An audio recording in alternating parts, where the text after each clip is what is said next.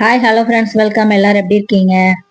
இன்னைக்கு வந்து சுண்டல் முட்டைக்கோஸ் வச்சுட்டு ஒரு சிம்பிளாக சூப்பரான ஒரு குருமா பார்க்கலாம். சுண்டல் வந்து ஒரு 2 மணி நேரம் ஊறிட்டு இருக்கு. அதை எடுத்து வச்சுக்கோங்க தனியாட்டு. முட்டைக்கோஸ் வந்து இந்த மாதிரி குட்டி குட்டியாக கட் பண்ணி எடுத்து வச்சுக்கிட்டேன். இது ரெண்டும் சேர்ந்து போட்டு குருமா செய்ய நல்லாயிருக்கும். எப்பவும் இட்லி தோசை பூரிக்கலாம், சாம்பார் சட்னி அந்த மாதிரி கிழங்கு வச்சு சாப்பிட்றதுக்கு இந்த மாதிரி ஒரு வாட்டி செஞ்சு சாப்பிட்டு பாருங்க, ரொம்ப நல்லாயிருக்கும். நிறைய மசாலாலாம் ஒன்றும் போட வேண்டாம். இதுக்கு ஒரு ஆனியன் கட் பண்ணி எடுத்துக்கலாம். இருக்கட்டும். ஒரு குக்கர் அடுப்பில் வச்சுக்கோங்க. இதில் 1 டேபிள் ஸ்பூன் ஆயில் ஊற்றிக்கிறேன். கடுகு உளுத்தம்பருப்பு போட்டு தாளிச்சிக்கலாம். அதில் கொஞ்சம் புதினா கருவேப்பிலை வந்து நல்லா தண்ணியில் போட்டு கழுவி எடுத்து வச்சுருக்கிறேன். அதையும் கொஞ்சம் சேர்த்துக்கலாம். வேறு எந்த ஸ்பைசஸும் போட வேண்டாம். நல்லாயிருக்கும் இது. தோசை இட்லிக்கெலாம் சப்பாத்திக்கெலாம் சூப்பராக இருக்கும். இது கட் பண்ணி வச்சுருக்கிற ஆனியன் சேர்த்துக்கலாம்.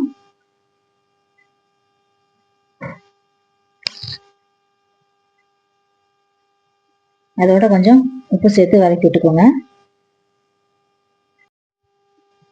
கொஞ்சம் கலர் சேஞ்ச் ஆகி வரட்டும்.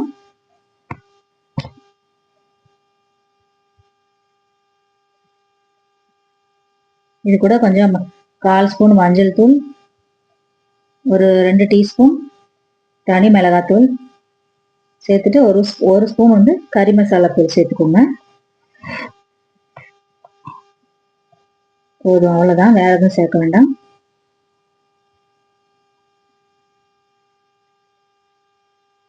நல்லா இந்த ஆயிலே ஃப்ரை பண்ணி விட்டுக்கலாம்.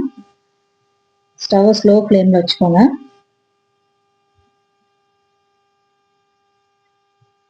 ஸ்லோ ஃப்ளேமில் வச்சுட்டு இந்த ஆயிலில் கொஞ்சம் பரட்டி விடுங்க. நல்ல வாசனை நல்லா வரும்.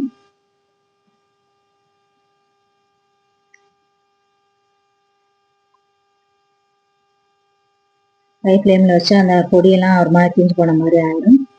இதில் ஒரு பெரிய சைஸ் தக்காளி ஒன்று கட் பண்ணி எடுத்து அதில் போட்டுக்கலாம்.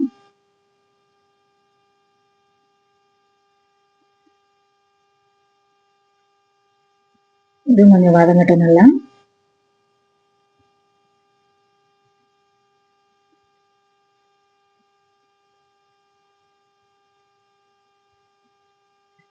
இப்போ நம்ம கட் பண்ணி வச்சுக்கிற கேபேஜும் சுண்டலும் அதில் போட்டுக்கலாம்.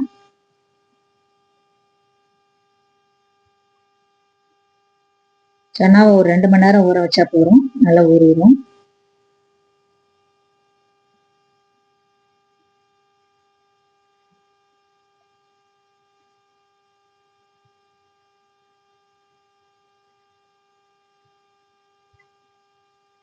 எல்லாத்தையும் எடுத்து போட்டுட்டு கொஞ்சம் தண்ணி ஊற்றிக்கோங்க. லைட்டாக ஊற்றிக்கோங்க, நிறைய ஊற்ற வேண்டாம்.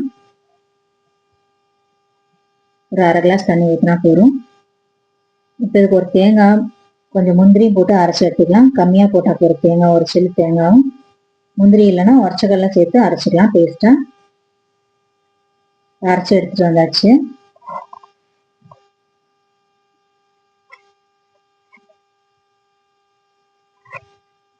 இதை அதோட சேர்த்துடலாம்.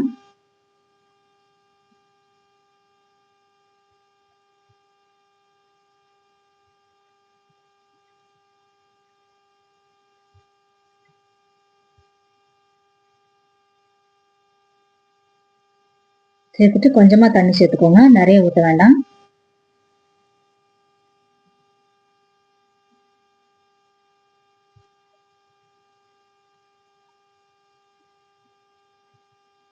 கோஸில் தண்ணி கொஞ்சம் இருக்கும், ஆல்ரெடி தண்ணி ஊற்றிருக்கோம்.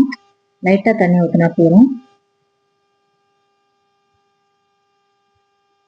நல்லா மிக்ஸ் பண்ணி விட்டுக்கோங்க. நல்லா மிக்ஸ் பண்ணி விட்டுட்டு மூடி போட்டு ஒரு 3-4 விசில் வச்சு எடுத்துக்கோங்க.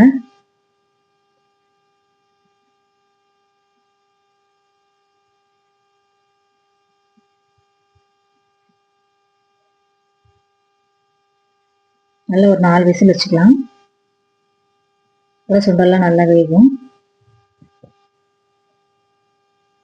அவ்வளோதான், ரெடி ஆயிடுச்சு.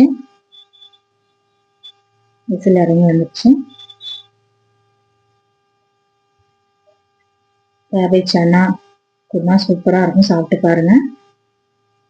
இல்லை இட்லி தோசை பூரி சப்பாத்திக்கெலாம் நல்லாயிருக்கும். நல்லா மிக்ஸ் பண்ணி கடைஞ்சிக்கோங்க.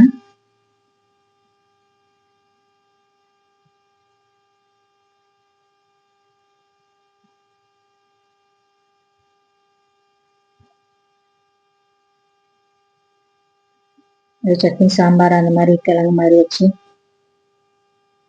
போர் அடிச்சிருச்சுன்னா இந்த மாதிரி ஒரு வாட்டி செஞ்சு பாருங்க, சூப்பராக இருக்கும். நல்லா சுட சுட ஒரு தோசை இல்லைன்னா சப்பாத்தி அந்த மாதிரி போட்டு எடுத்துட்டு வச்சு சாப்பிட்டு பாருங்க, சூப்பராக இருக்கும். ஓகே ஃப்ரெண்ட்ஸ், தேங்க்யூ, பாய்.